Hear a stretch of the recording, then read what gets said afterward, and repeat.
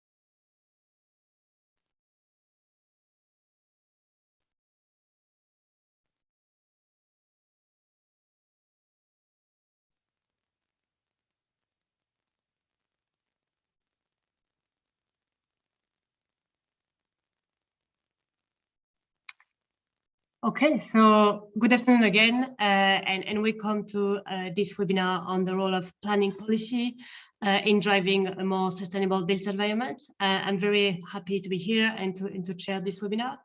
I am Pauline Métivier. I'm the head of business transformation and sector support at London. London is actually our new name. We used to be called the London Waste Authority and Recycling Board only just 3 months ago. And we are a partnership between the Mayor of London and the London boroughs, whose aim is to lead the way for London to become a low carbon city. And we do that by delivering the circular economy, working with London boroughs and also with local businesses.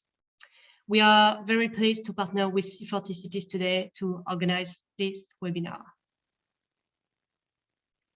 So just a few housekeeping rules before we start.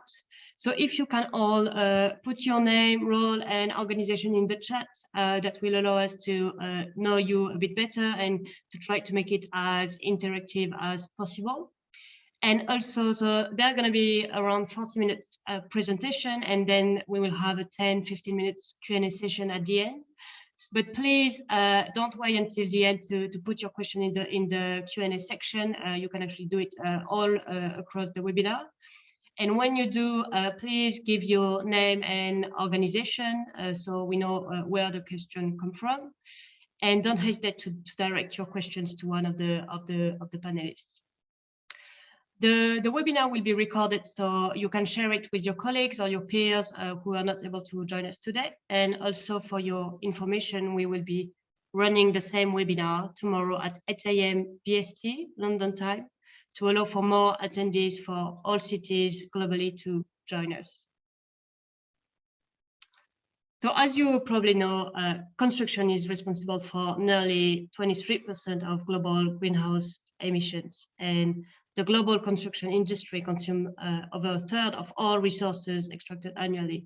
So this is really massive, and construction sector has a major impact on climate change and on the depletion of our resources. So that there is a growing recognition through the industry that the industry must change, but so far the shift has been relatively slow. And we really believe that cities have a major role to play to foster that shift toward a more sustainable built environment. And this is why the aim of this webinar is to give you, as cities, some tools and practical insights on how you can do that in your city. So we are very lucky to have some great speakers today that will give you those tools and insights. So Andrea Charlson is a chartered engineer and a chartered environmentalist. She's coordinating the London cluster of the CIRCuIT project. So the CIRCuIT project is a EU-funded project on circular construction in regenerative cities. And through this project, she collaborates with a wide range of private and public sector partners to deliver research, demonstrations, awareness raising, and capacity building to increase the reuse and recycling of construction waste, and also to embed design for adaptability, flexibility, and deconstruction across the industry. So Andrea will share with you some of the findings from a recent study she delivered on how to foster a circular economy through urban planning and building permits. And then Catherine Zeller and Tessa DeVries will take over and share with you more practical examples of what cities do around the world. So Catherine serves as the senior manager of the Waste to Resource program in C40 Cities, and she manages the network cities in accelerating actions around the climate safe future. And she focuses on a transition from waste to resource management, and she encourages policies around waste prevention, reduction, and recycling to make waste management part of a more circular system. And Tessa serves as the program officer for the Clean Construction Program of C40 Cities since 2019. And in her role, she supports a range of global cities in their transition to resource-efficient, zero-emission construction. I will now hand over to Andrea, who will tell you more about the findings of her study. Over to you, Andrea. Thank you. Thank you, Pauline, and hello to everyone else. Yes, I'd like to present to you today some findings from a piece of research we've recently completed looking at the circular economy in urban planning and building permits. This is an output from our CIRCuIT project, which is an EU Horizon 2020 funded project. The project is a collaboration between 4 cities, so London are working with Copenhagen, Hamburg, and Vanta. And together we're trying to accelerate the transition to regenerative cities by scaling up the adoption of circular construction techniques from being used just on individual buildings in an ad hoc manner to being adopted citywide. We hope to achieve this transition by providing the data and tools, policy and governance recommendations, and networking and capacity building to support this transition.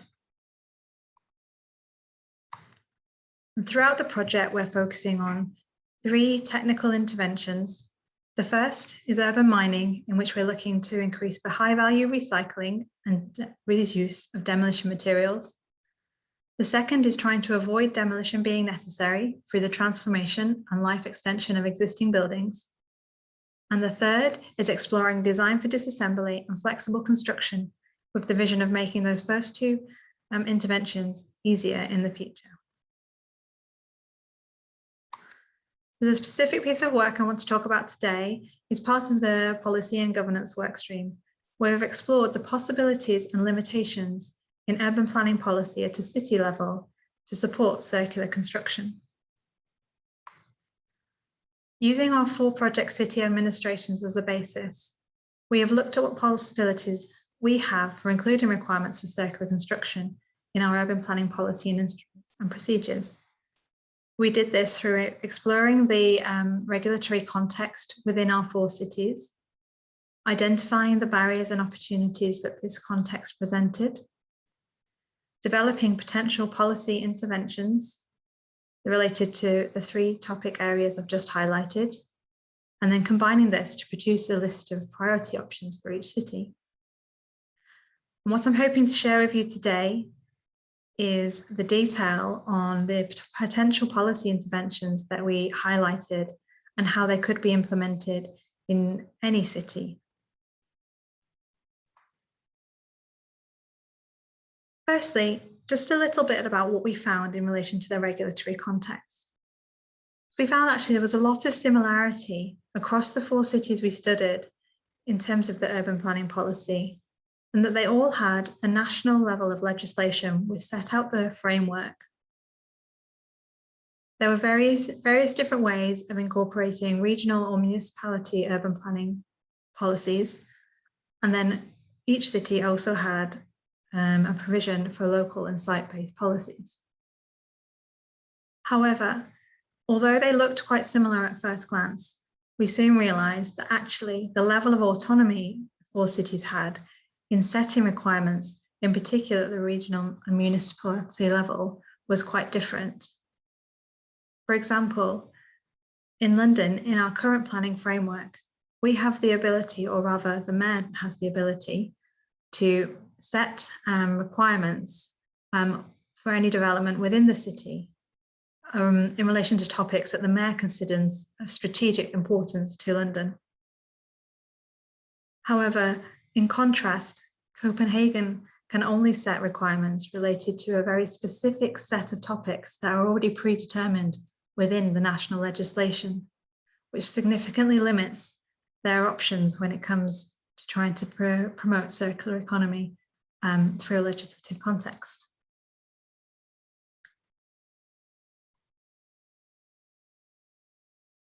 Moving on to the policy interventions that we identified the interventions through 2 key routes. Firstly, we looked at academic and also industry-based literature to see what others had recommended as useful policies in relation to those 3 topic areas. And we also looked at what examples we could identify from other cities around the world.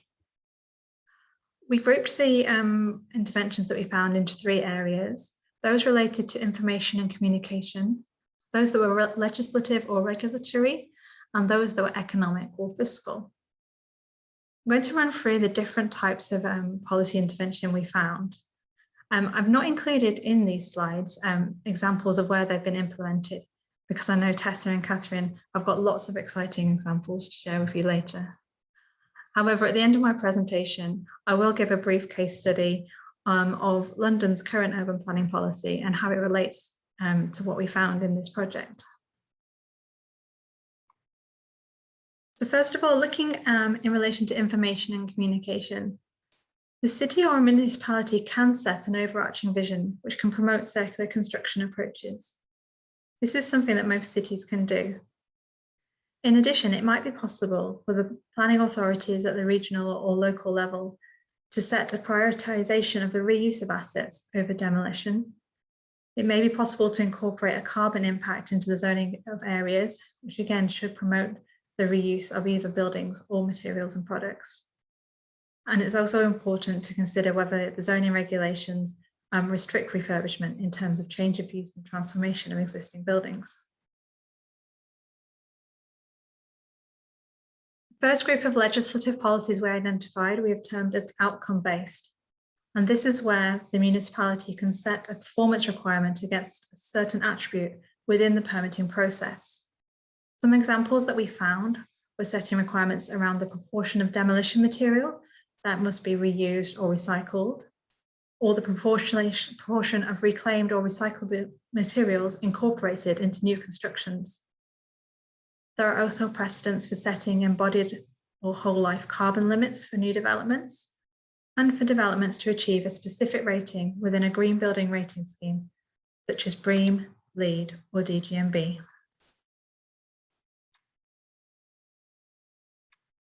The next group of regulatory policies we identified, we've termed as process interventions. And this is where a city could require certain activities to have taken place prior to permitting a development. The types of activities uncovered could include a pre-demolition audit having taken place, a life cycle carbon assessment being undertaken, and in particular, where demolition is proposed as part of the development, showing how whole life carbon is reduced through the demolition and rebuild compared to renovating the current building. Or doing a circularity assessment or report on how waste will be minimised throughout the building life cycle. Another type of process intervention could be to require the reporting of accurate data, for example, on waste generation and management, or the materials and quantities included in a new construction.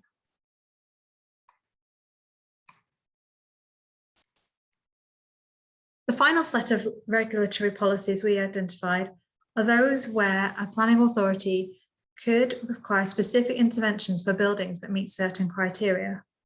So some examples can include buildings of a certain age or typology being required to be deconstructed as opposed to demolished to allow the materials within them to be recaptured and reused. There are also options for short lifespan buildings and temporary buildings to be required to be modular or prefabricated, or for disassembly targets to be set, again, for shorter lifespan buildings, or for buildings or elements that are considered to have a higher reuse value. And at perhaps the most extreme end of the scale, there could be the option to ban the use of certain materials that are considered non-circular. Moving on to the economic interventions that we identified that there could be ways to provide an economic incentive for the achievement of certain circularity attributes. There are precedents where a reward is provided for meeting certain environmental criteria. These criteria are typically related to the outcome-based regulatory criteria I listed earlier. So, for example, meeting a recycling rate or achieving a green building rating scheme.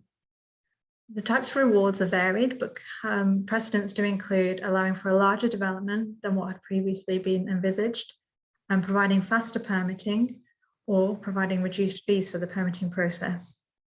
And a twist on this is the idea to refund a permit deposit upon the achievement of a predetermined threshold.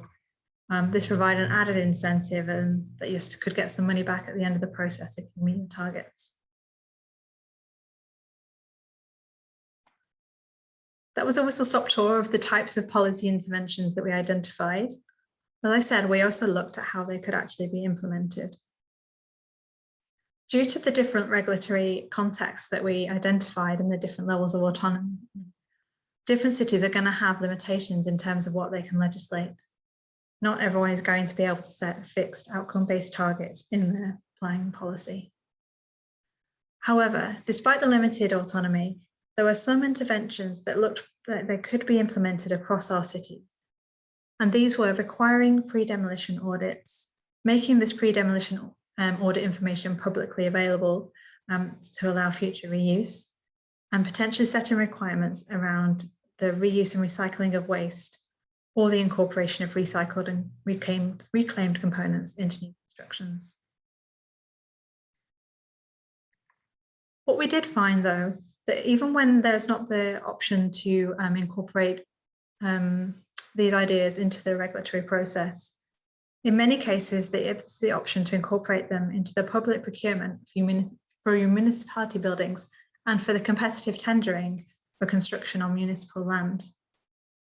The types of criteria that can be included could be any of the process or outcome-based legislative interventions already identified.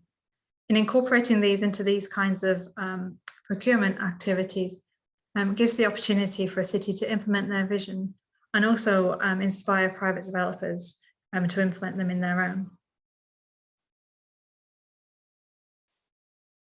Finally, something we think that almost all cities can do is to publish an overarching vision for promoting circular construction approaches.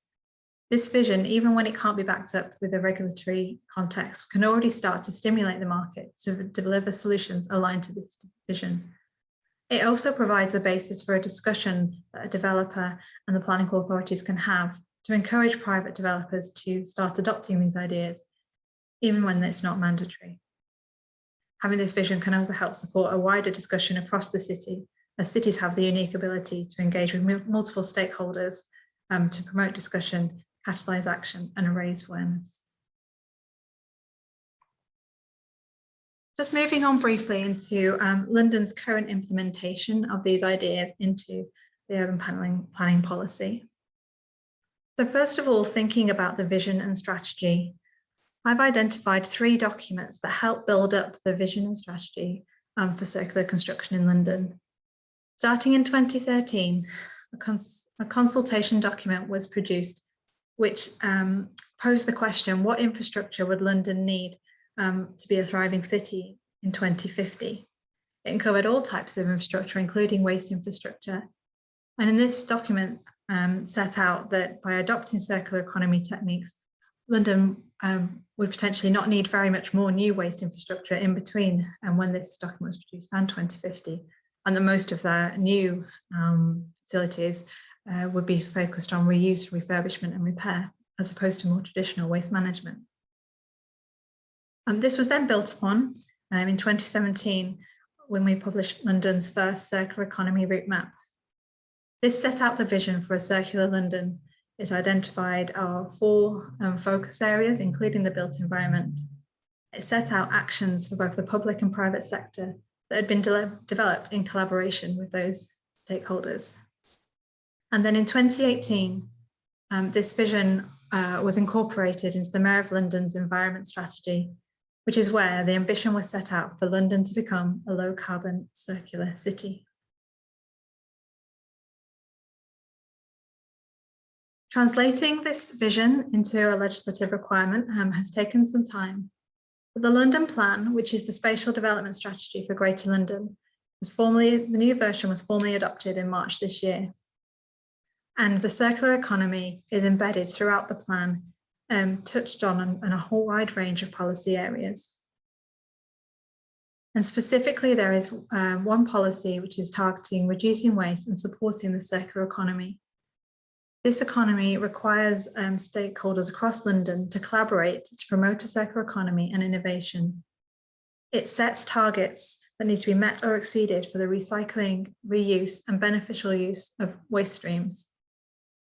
It requires referable schemes, which are those that are of significant size or strategic importance to London, to provide a circular economy statement as part of the planning process. And it encourages local development plans, which are produced by the London boroughs, to apply circular economy principles and set lower thresholds for the application of circular economy statements. And what that would do would reach a much wider number of applications than just the referable schemes themselves. What these circular economy statements are reports that look at a wide variety of aspects in relation to the materials used and waste generated throughout the whole life cycle of a building development, from any demolition to the construction activities to operational waste and waste in the future at potential end of life of that building. There are 3 points in a planning process where a statement may be required. The first is when you're having discussions before submitting a planning application, or when you're submitting an application for a master plan that covers a large area. In these cases, a draft statement is required, in which the intention needs to be set out of how the development will incorporate circular economy principles. At a full application stage, a very detailed circular economy statement is required. In this document, it's not just about the ambitions, it's also about the action plans of exactly how circular ambitions will be realised. It's about targets and it's about processes that have been implemented. And then finally, there's the provision within this policy documents for further statements to be requested post-application being approved. Most obviously, this would be at the completion of the building's construction, where a detailed circular economy statement, including progress against the targets and commitments that have previously been made, would be requested. All of this is set out in an information type document produced by the Mayor of London and the GLA, which sets out what the principles are to be implemented through the development process, describes what is required to be submitted and when, and provides templates for reporting. And what this document has done is help create a common understanding across major stakeholders and their advisors in London of what a good circular building could and should look like. That's a whistle-stop tour of our research and also the current status of the London Urban Planning Policy. Hand back to you, Pauline. Thank you very much, Andrea. I think that was a great overview of all the tools that city can use to foster a more sustainable built environment. And I'm sure now that Catherine and Tessa will give a few very useful practical examples of what cities do around the world to make all of those tools in practice. So I will now hand over to Catherine to present those examples. Thank you. On mute, Catherine.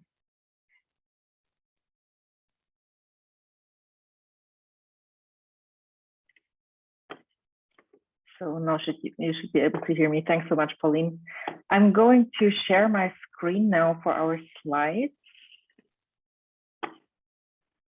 So yeah, this is Catherine from C40. Good morning and good afternoon. I have seen that a lot of participants from other continents are participating today. And probably most of you have heard the story about C40 a few times already, but for those that don't know the organization, just a bit of background. So this is an organization that has been founded already some 15 years ago now, with one of the founding members actually being London as well.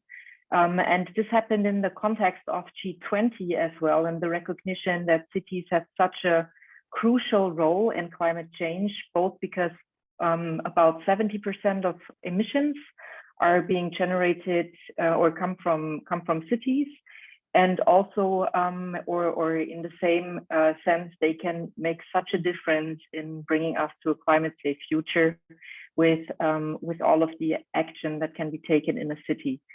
So the blue dots that you can see on the map are the member cities that C40 has right now. Those are 97 at the moment. So we're quite a bit beyond the 40 already. We have our chair with Mayor Garcetti in Los Angeles right now, and are working in different sectoral programs. Today, we are coming to you with two different programs, one of which is the Clean Construction Forum.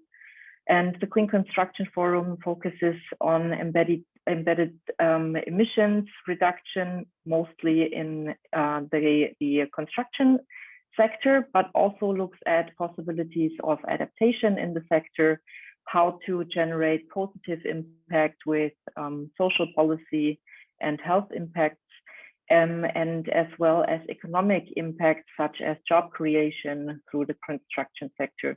In Waste to Resources, which is the initiative that I'm presenting, we look mostly at waste and specifically on waste reduction and diversion from landfill and incineration. We go beyond construction materials, so this also includes food waste, plastics, and anything you can think of being generated in a city. But what brings us here today together is the huge importance of the construction sector. So from a city's perspective, this is really important, as for in many cities, the waste from construction and demolition is up to 40% of the entire waste stream, while at the same time, around 1/3 of the resources that are being used or depleted around the world right now also go into construction. The sector is also responsible for about 23% of the global emissions, which is where we are right now. And if we look into the future, we are going to probably see a rise of about 25% due to the need to build more housing, more infrastructure, as urbanization is growing. And Catherine, sorry to interrupt, but just to tell you that we see your slide in presentation mode. So maybe if you can just swap displays, that will make the trick, and we will use the full slide. Yes, sure. Sorry about that. Yeah, perfect. Thank you very much. Sorry for the interruption. Great. No worries. I was seeing your face kind of funny looking at the monitor. I was already wondering what's wrong. So that's my last slide before I hand over to Tessa. And this is really to show where the emissions come from in the construction sector. So you can see that all of the colored parts of the graph are the embodied emissions, and what we mostly focus on in our two programs. So that's really from the extraction of materials to the building phase and construction. yeah, and this is also what Tessa is going to tell you about now, with a lot of great examples that we got from cities that work with us in the network. And now handing over to Tessa. Catherine, sorry, you're on such a roll. Didn't know when to. No worries. It should be okay, because I guess the slides will be coming along with the recording as well for anybody who's interested. So great. So some of our cities who worked with the Clean Construction Forum before might be familiar with this. When it comes to organizing our thinking about embodied emission reduction and action in the built environment, we like to think along these lines of the construction hierarchy. You can kind of think about it as the waste hierarchy applied to the planning process. So really thinking about reducing and reusing materials and tackling carbon emissions from the very beginning to ensure the largest amount of carbon savings. But this doesn't necessarily only apply on a project level, but this is also something that we're thinking about more broadly with city strategies and roadmaps. How do we make sure that we don't, for example, just focus on planning or designing with modular buildings and focusing on that, and then missing, for example, how to prioritize our existing assets or using low carbon materials. So ensuring we have each step of that process identified along the way. I'll quickly read through the hierarchy and then move on to giving some examples in each one of those. So the construction hierarchy, we have prioritizing our existing assets, which means not necessarily building new, even if it's a new need, but using what we have out there, changing how we use what's out there. Then we have using materials efficiently and switching to low carbon alternatives. So this is reusing our materials, building lean, making sure we don't use too much. And then when we do need new materials, using low carbon materials. Then we have planning, designing, and building for the future. So this is really the structural side of reuse, which is embedding it into our buildings, building for modular, disassemblable, adaptable uses, and really putting in that infrastructure to ensure those materials can be used again. And then we have clean and safe construction sites, which is really about the embodied emissions and the externalities of the sites themselves and how they impact workers in the community. So I'm going to go through some examples now. I should preface that I see some cities I'll mention in the comments, they're not necessarily best practice, the top of the line policies, because each one of these policies has a place in achieving circularity in the built environment. And we sort of need all these policies together to make that happen. It's a closed loop, so to speak. So in prioritizing existing assets, this is an interesting one that you definitely don't see so much in planning policy, because it's hard to, in planning policy, then go say, use what we already have. But there's two interesting policies here. The first is Vancouver's empty homes tax, and I know we have someone from Vancouver in the chat. This has been going on for a few years, but it was approved to continue and increase from 1.25% to 3%. It's been successful in reducing vacant properties by 25%. So this is really getting in those cities with potentially a housing shortage, really getting those unused buildings on the market instead of building more, or in addition to those buildings that would be built new. Another win for prioritizing existing assets is in Barcelona. I'm going to call it the BUITS plan, where the city enabled the use of lots for public interest activities. So they received applications for educational use, sports, gardens, and this again ensured that the land that was there was already being used, as opposed to these uses trying to find a new place somewhere else. So that's what we mean when we say prioritizing our existing assets. So next, yes. Next is maybe what we think about most when we think about circularity in the built environment, which is using materials efficiently and switching to low carbon alternatives. Because we're really focusing on circularity today, I've separated out the reuse from the low carbon. These three examples that I have are kind of three pieces of the puzzle, almost like all part of the same story of what's needed to make sure that material reuse happens. So the first here is a mandatory pre-demolition audit. In Singapore, if you want to meet their green mark system, you have to submit a pre-demolition audit. The green mark system, Singapore is hoping to apply this to 80% of their buildings by 2030. So this is definitely something that's up and coming. And I should have mentioned before, this is a planning system. So it's linking to the CIRCuIT report. This is a process in the planning system. So once we've cataloged these materials, know what's there, then we go into deconstruction. So Seattle has the option for a deconstruction permit, which can sometimes be faster to get than a demolition permit. And this comes with a variety, 3 different pathways of choosing between reuse and recycling.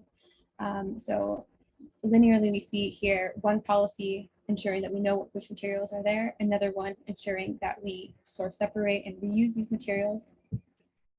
And then we have the Dubai Green Building System, which requires for its highest level the inclusion of a reuse of at least 15% of reused materials. So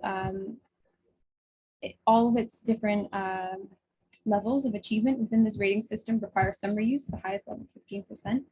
And this is an outcome-based planning requirement. So yeah, what we see here is all 3 of these really tie into ensuring that this reuse can happen.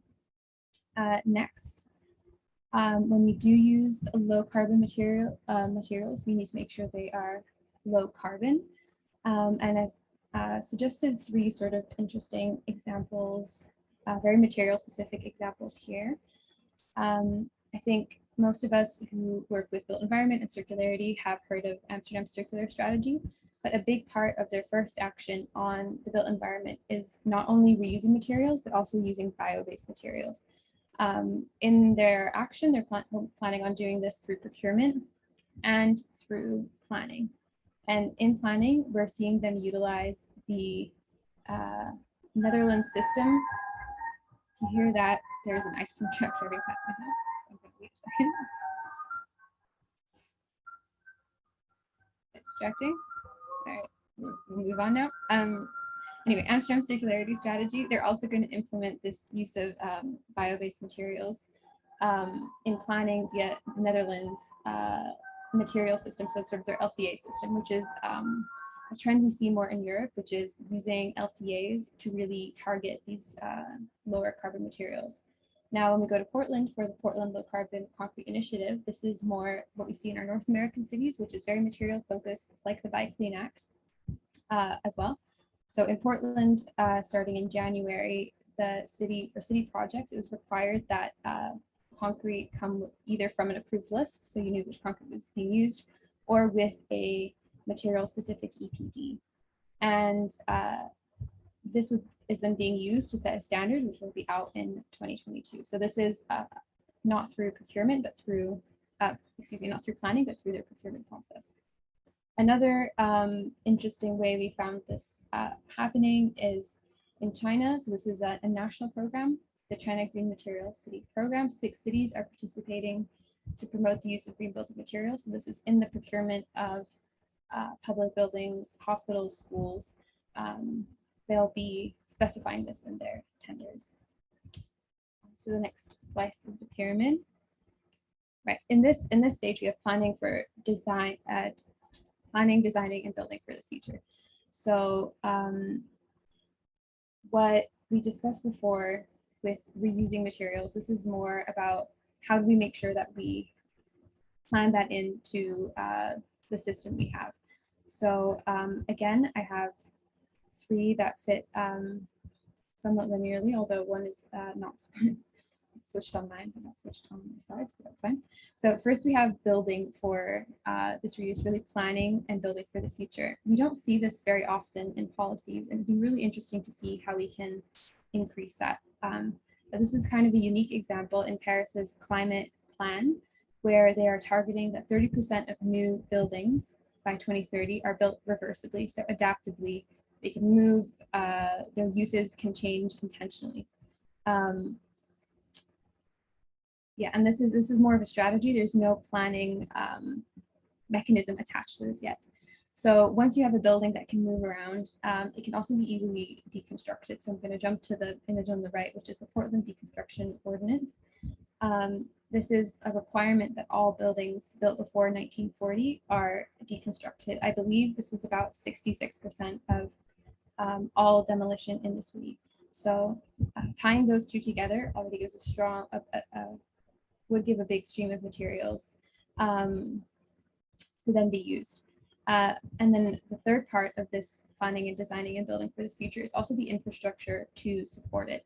So many of our cities have rebuilt hubs, or that rather that's the branded name in Vancouver, are trying to just create hubs where these materials can be stored and shared and used again for other projects. So one great example is the Vancouver Rebuild Hub, which the city is doing in partnership with Habitat for Humanity. So the materials are brought to the hub, they're resold, and the proceeds go to affordable housing projects. So yes, those are three examples of really tying it together, and really the influence that like good design work can have to then close the loop. And lastly, in our triangle, we have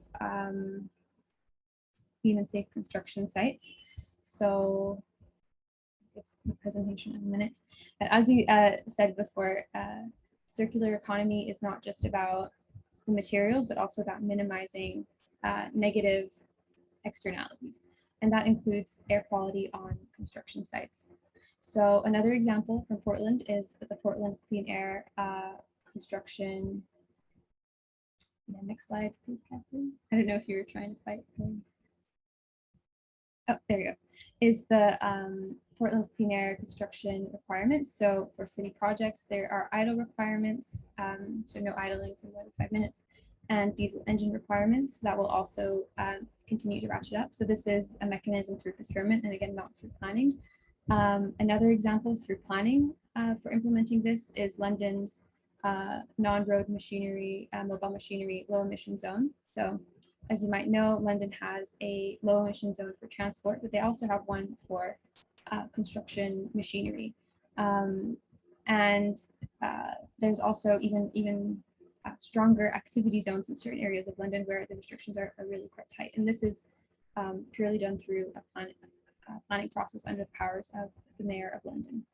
And then lastly, we have Oslo's municipal tender criteria, which you might have heard about as well. So this is implementing this policy for safer construction sites through municipal procurement and really weighing the use of low emission machinery very highly in municipal procurement. Right, so I've really gone through those very quickly. On the next slide, if any of those sounded interesting but came by too fast, we have our Clean Construction Policy Explorer, where these are all listed out and amongst many other policies. So I really hope that some of those echoed what Andrea was talking about, and that this is really good illustration of the work that CIRCuIT's been doing. And if you feel like your city is doing something that you want to be added, or have any comments at all, please do go check out the Policy Explorer. We'd be happy to talk about it.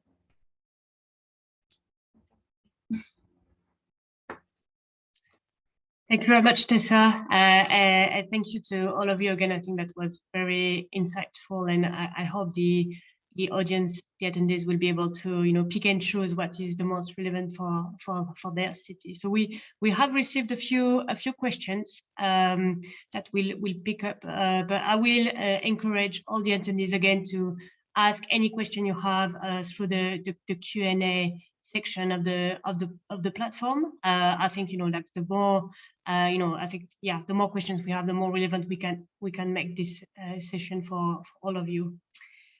So I will start with a question around the participation of citizens in all those processes. And so I've got like a specific question which is about London, but I will be happy also after to have the view of Tessa or Catherine about like the roles of other cities. But for Andrea, how how does London manage the participation of citizens or community in all the processes that you've presented? And there is a specific example of, are we is London organizing some kind of materials banks, like take back banks for like some construction material, which is like it's specific, like quite specific.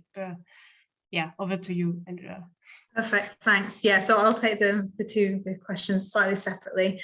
So in terms of public consultation and citizen engagement, so throughout all levels of the planning process in London, there are built-in periods for citizen engagement and feedback. So whether that's at the London Plan policy, that went through a set number of consultations. Some of those were public and some of those were with the London boroughs, who will be responsible for implementing some of the plans. There's also a consultation period with the national government as well to make sure that everything is aligned. So there's an opportunity through that process for public participation. Similarly, within at the borough level, so the boroughs will develop their own local plans. So for a subset of London. And again, within that process, there are always is at least one, if not more than one round of public participation. We also have the ability within our national planning system to develop neighbourhood plans. Now, and these are kind of completely the opposite from the London plan and the local plans, is that they are completely generated by residents who kind of self-identify as being part of a neighborhood, and then there is a process to be followed, but it's completely self-led, and then it has to be adopted and recognized again through a process, but by the local authority. So they're not mandatory, they don't have to be existing, because they are kind of as requested and required and desired by local communities. And then at the final step, and for every single planning application, there is always a public consultation period where anybody can put in a support, or more usually an objection as well. So in theory, in the process, there's lots of different opportunities for public and citizens to engage. Interestingly, one of our other parts of our circuit project is looking at citizen engagement in the planning process, because we also know that it's not that high, the engagement rate is not that high, and also the satisfaction rates in terms of that engagement process is also not very high as well. So we've kind of been researching a little bit into why that is and what techniques can be used to improve that. So we're exploring these more digital techniques, more ways to facilitate a conversation, whereas I think often it's kind of like, this is the result, please comment on it, rather than kind of like a co-creation kind of scenario. So we don't have the full answers to how it can be improved, but we are looking into that as well. I might just pause to see if the others had anything on that kind of topic, and then maybe come back to materials banks. Yeah, you're right. So maybe Tessa, do you have any examples of other cities that have engaged with their citizens in a similar way than as London, or maybe in a completely different ways through the planning process? Yeah, I didn't know if we still here. I know Portland, for example, has a really robust community engagement process. But again, someone from Portland probably better to answer this, but they definitely have a lot of community climate plans made, and the city really does encourage and use those to guide their own plans. So there's, I'm not entirely sure how it's structured, but there are the different community groups around the city share their climate priorities with the city in that way, and they're then taking the time to be heard and included. So yeah, that's for like the city overall. Okay. Catherine, do you want to add anything on about that? Or okay.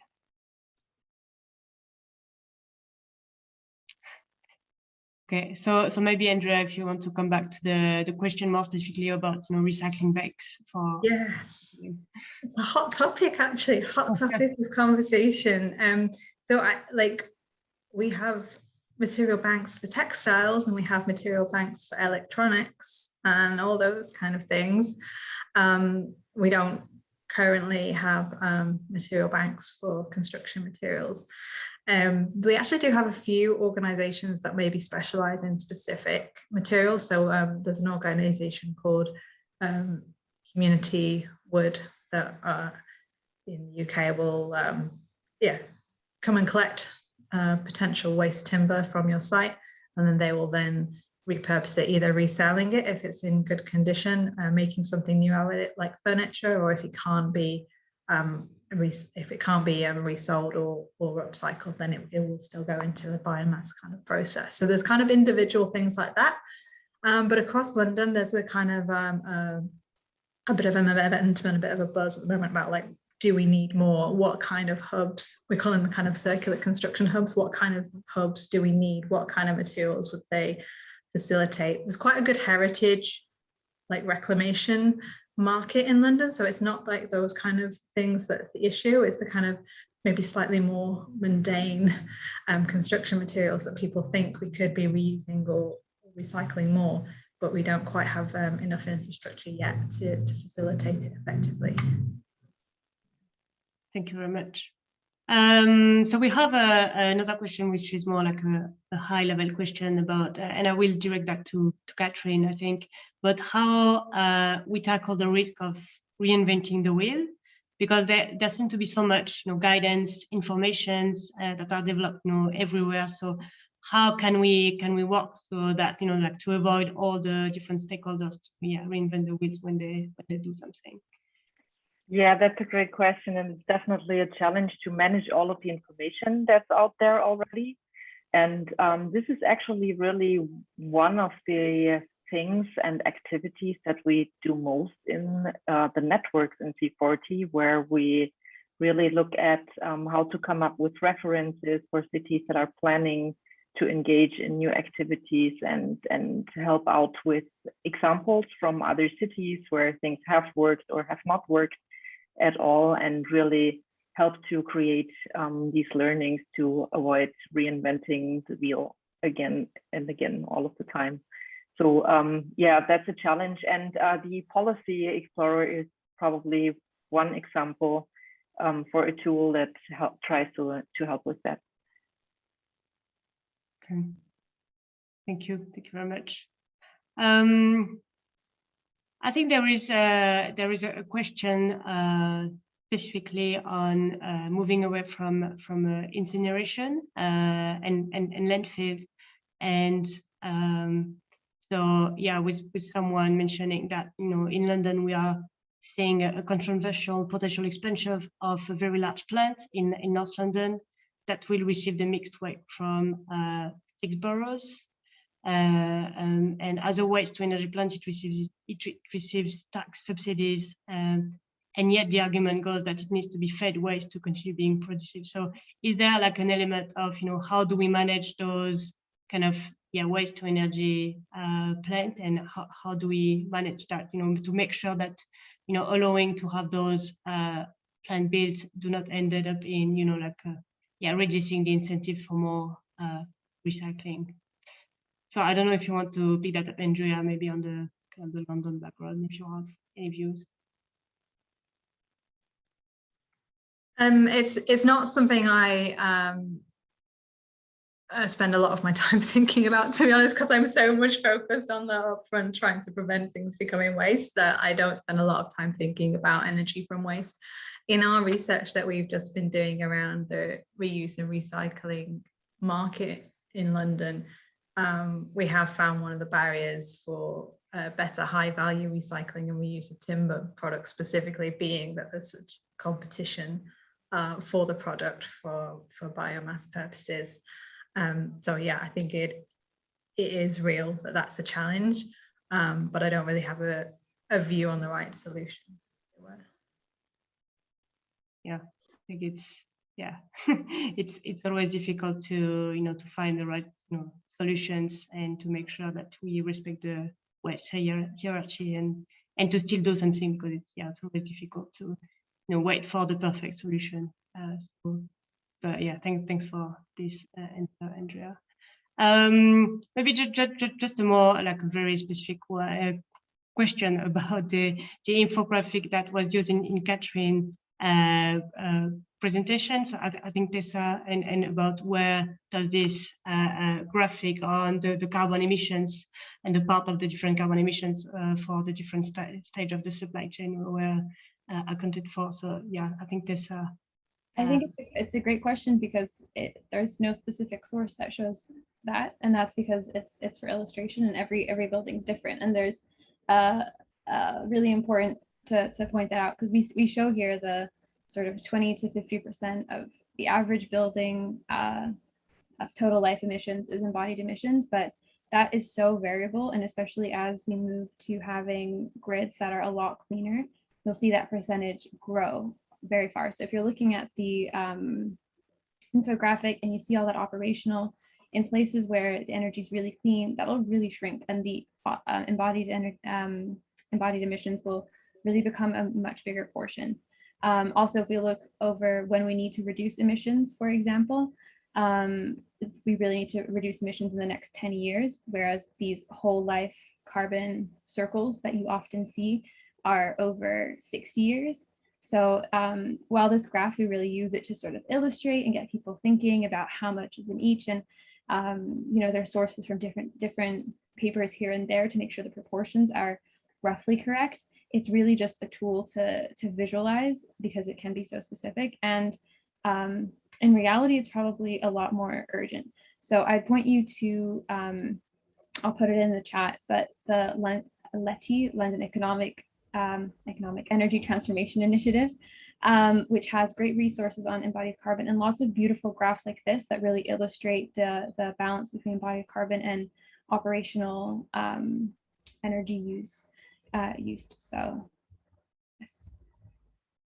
Okay. Thanks a lot, Tessa. I will just finish with one last question, maybe for Andrea, around the CIRCuIT project, because you've just produced this report, but I think it would be interesting for the audience to know what are the next steps and what you're going to do around policy and governance going forward.